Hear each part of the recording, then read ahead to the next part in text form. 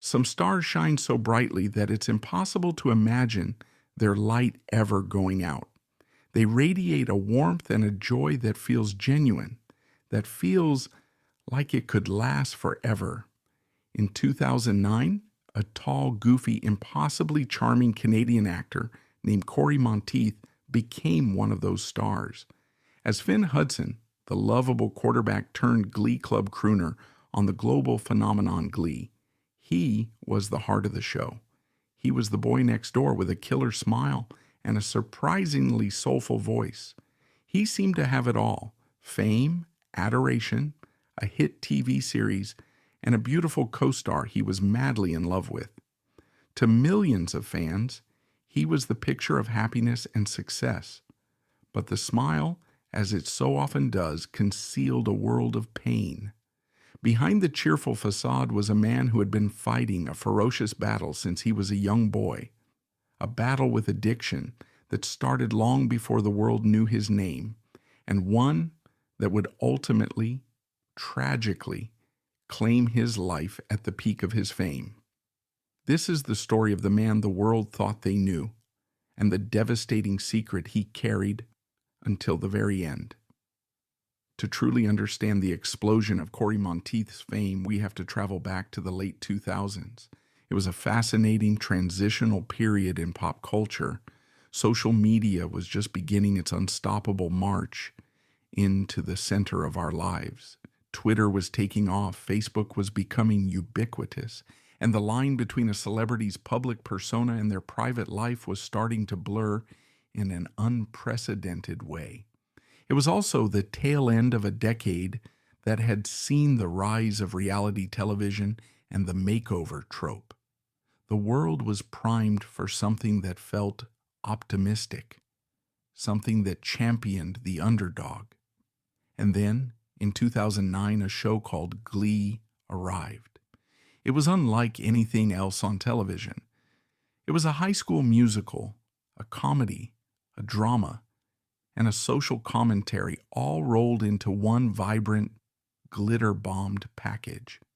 It was a show about misfits who found their voice and their family in a glee club, and it struck a chord with a massive global audience. It became an overnight cultural phenomenon. The cast members weren't just actors on a TV show. They were catapulted to a level of mega stardom that was dizzying in its speed and intensity. They were on magazine covers, touring in sold-out arenas, and meeting the president.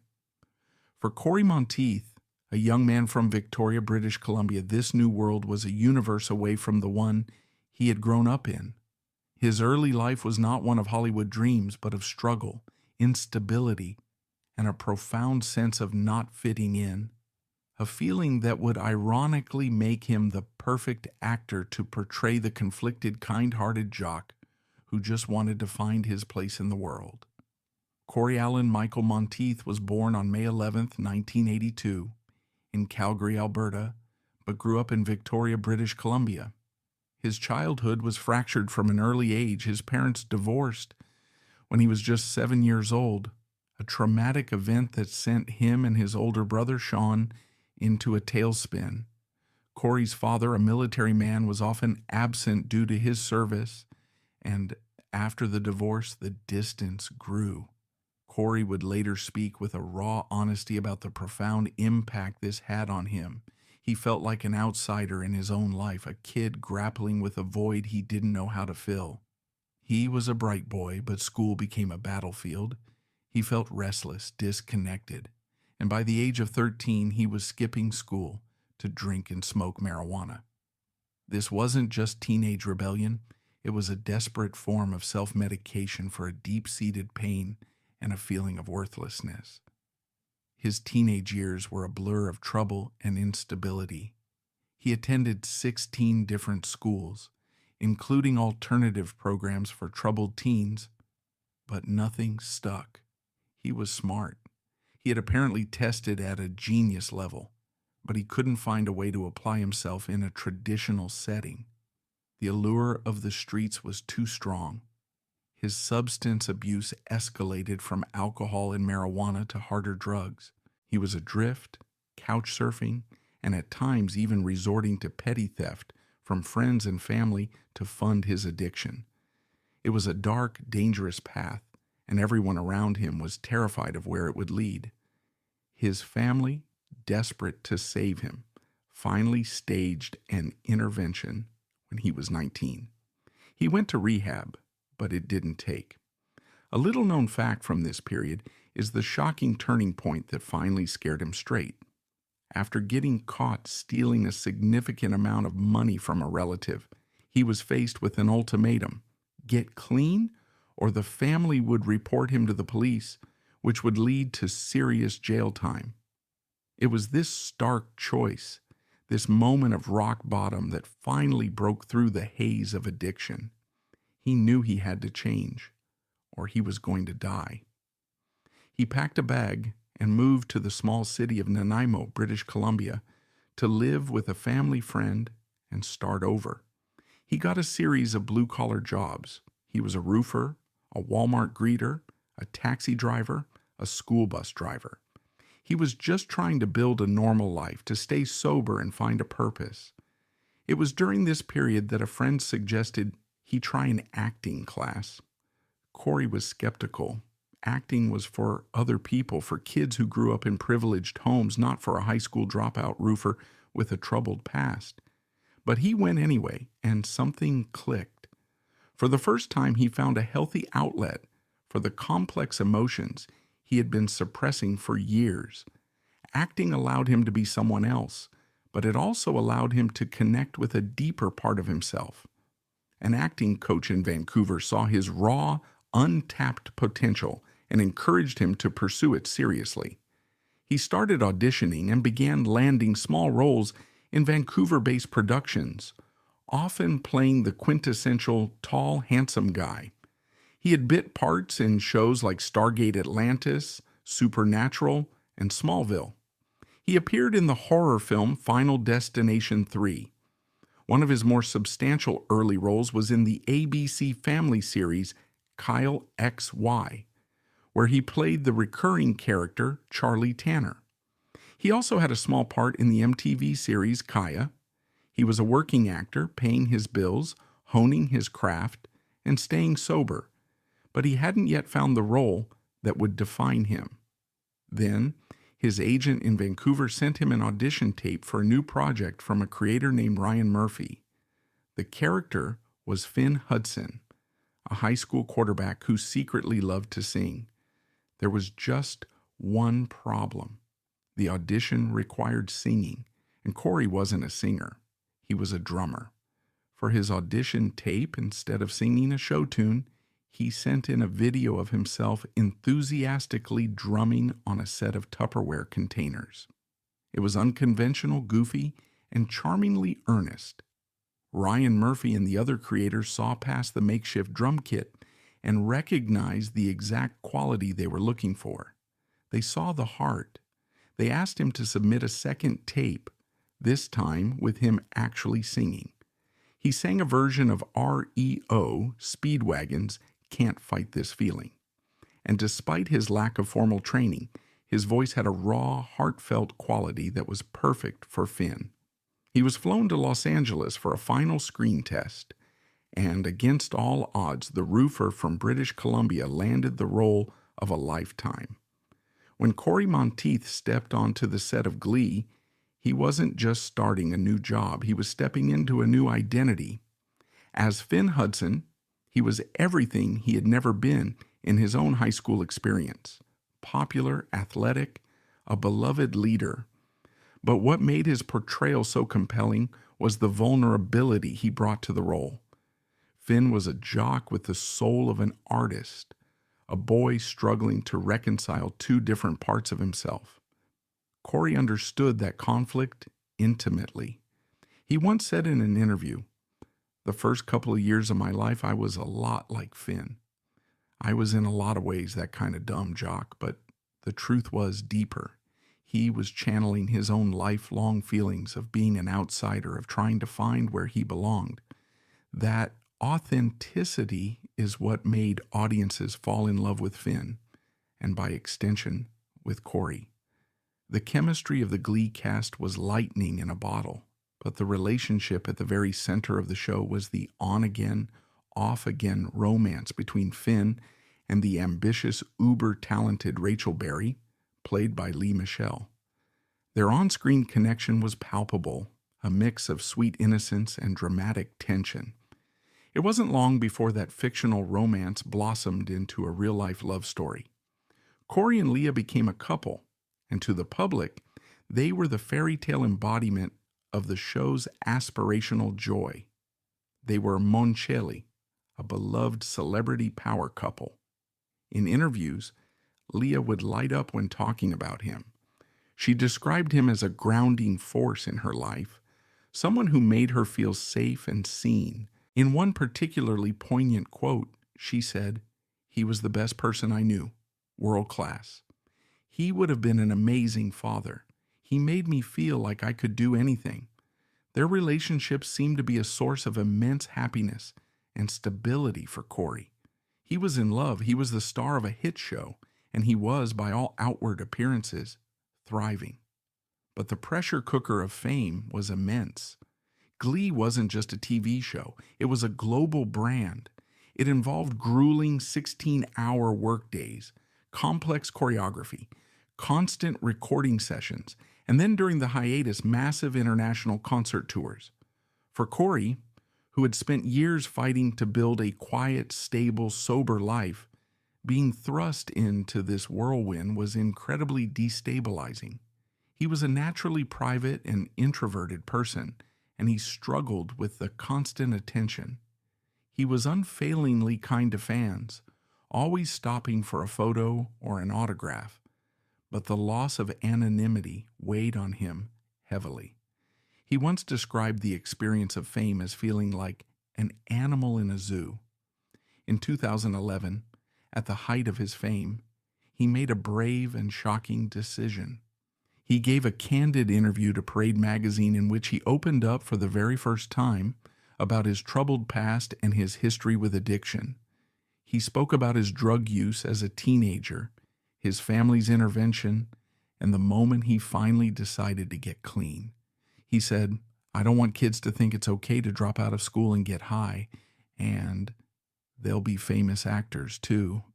But for those people who might be thinking about giving up, get real about what you want and go after it." His motivation was clear. He wanted to use his platform to warn young people about the dangers he had faced and to offer a message of hope. It was an act of incredible vulnerability. He was risking the wholesome image that had been built around him, but he felt it was a story that needed to be told. The public response was overwhelmingly positive. People praised his honesty and his courage. It seemed like a triumphant moment. Cory Monteith, the survivor, using his dark past to illuminate a path for others. But the sad irony is that while he was publicly speaking about his recovery, the disease he thought he had conquered was quietly, insidiously creeping back into his life.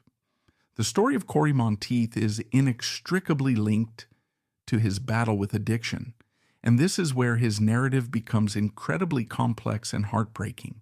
His 2011 interview was not just a confession, it was a cry for accountability.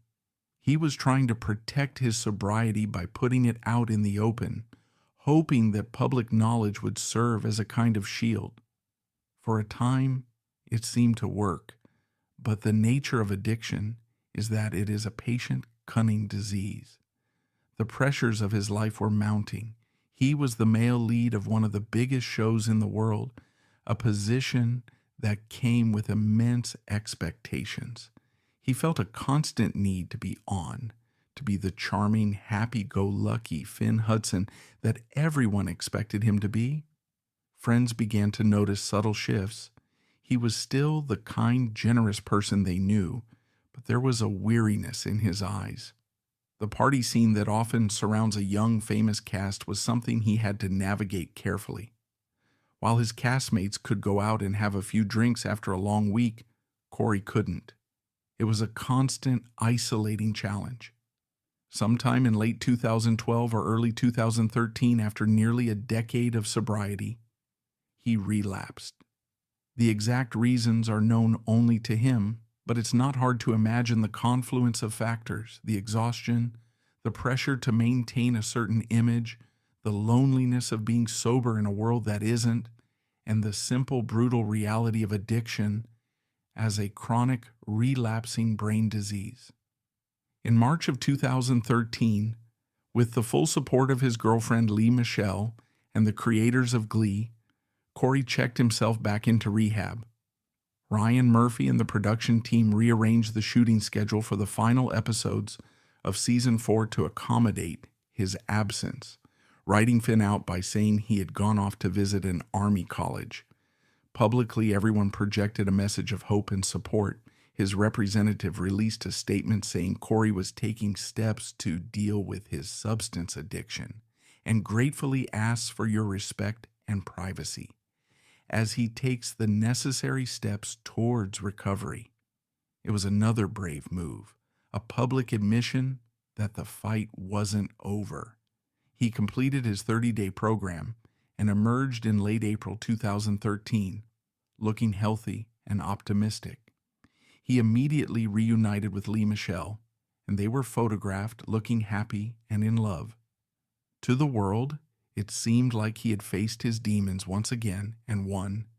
He tweeted to his fans, sending out big love to everyone. Thank you for the continued support.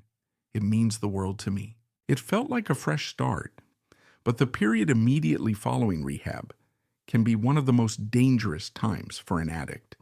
Their tolerance to their drug of choice is significantly lowered, making them highly susceptible to a fatal overdose if they relapse. After his treatment, Cory returned to his life, and in July 2013, he traveled to Vancouver to visit his mother and friends. On July 13th, after a night out with some old friends, he returned alone to his room at the Fairmont Pacific Rim Hotel. He was scheduled to check out the next day, but he never did. When hotel staff went to check on him, they found him unresponsive. Cory Monteith was pronounced dead at the scene. He was just 31 years old. The coroner's report would later confirm the cause of death: a toxic combination of heroin and alcohol. The man who had bravely fought his addiction for most of his life, who had just come out of rehab, had lost his final battle, alone in a hotel room in his home country. The news of Cory Monteith's death on July 13th, 2013 was a seismic shock. It was one of those moments where everyone remembers where they were when they heard. It seemed utterly incomprehensible. He was young, vibrant, and had just recommitted to his recovery. The immediate aftermath was an outpouring of collective grief from fans and colleagues around the world. Tributes flooded social media. His co-stars, his Glee family, were shattered. The most devastating impact, of course, was on Lea Michele, who had lost not just her co-star, but the love of her life. The privacy she had so fiercely guarded was stripped away as the world watched her grieve. The death of its male lead threw Glee into an existential crisis. How could the show possibly go on? After a period of intense grief and deliberation, the cast and creators decided to continue. They felt it was what Cory would have wanted. The third episode of the 5th season, titled The Quarterback, was written as a tribute to both Cory and his character, Finn Hudson. The episode is one of the most raw and emotionally powerful hours of television ever produced. The cast members were not just acting, they were processing their real grief on screen. The episode doesn't specify how Finn died. It focuses instead on the character's reactions to his sudden absence. Lea Michele's performance of Bob Dylan's "Make You Feel My Love" at the end of the episode is almost unbearably painful to watch. It's a real, unfiltered expression of love and loss. The episode was a catharsis for both the cast and the audience, but the show was never the same. The joyful, optimistic heart of Glee was gone, and a shadow of sadness lingered over its remaining seasons. Cory Monteith's death had a significance that reached far beyond the world of television. It forced a massive, uncomfortable, and deeply necessary public conversation about the nature of addiction. Because he was so beloved, so seemingly normal and happy, his death shattered the persistent and damaging stereotype of what an addict looks like. He wasn't a disheveled outcast on the fringes of society. He was a handsome, successful, and kind-hearted celebrity. His story became a powerful testament to the fact that addiction is not a moral failing, but a devastating disease that can affect anyone, regardless of their success, wealth, or outward happiness. It highlighted the immense danger of relapse, especially after a period of sobriety, and brought the opioid crisis, which was then beginning to surge, into the living rooms of millions of families. He became in death an unwilling but powerful symbol of a national tragedy. Why does his story still matter so much today? It matters because addiction continues to claim lives at an alarming rate. His life and death serve as a permanent, painful reminder of the human being behind the statistics, of the immense potential and the beautiful soul that is lost with every life cut short by this disease. In the end, Cory Monteith's story is a profound tragedy of a light extinguished far too soon. He was a man who overcame a deeply troubled youth to achieve a level of success most people can only dream of. He found his purpose in acting and used his incredible platform to bring joy to millions. The character he played, Finn Hudson, was a beacon of kindness and inclusivity, and by all accounts, Cory himself was the same. He was a gentle giant with a goofy sense of humor and a heart full of love, especially for his family, his friends, and for Lea Michele. But he was also a man haunted by a relentless disease, an illness that lied to him and ultimately broke the promises he had made to himself and to those who loved him.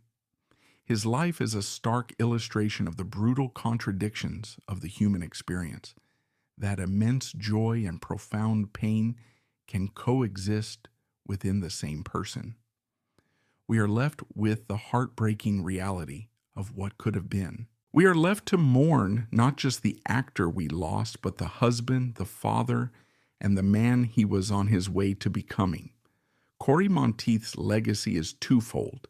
It is the joy and laughter he brought to the world as Finn Hudson, a performance that will live on forever, and it is the painful but vital lesson his death taught us about the quiet, desperate battles that can rage behind even the kindest of smiles.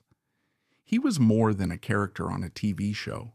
He was a beautiful, flawed, and deeply loved human being who fought as hard as he could for as long as he could. And that is how he should be remembered.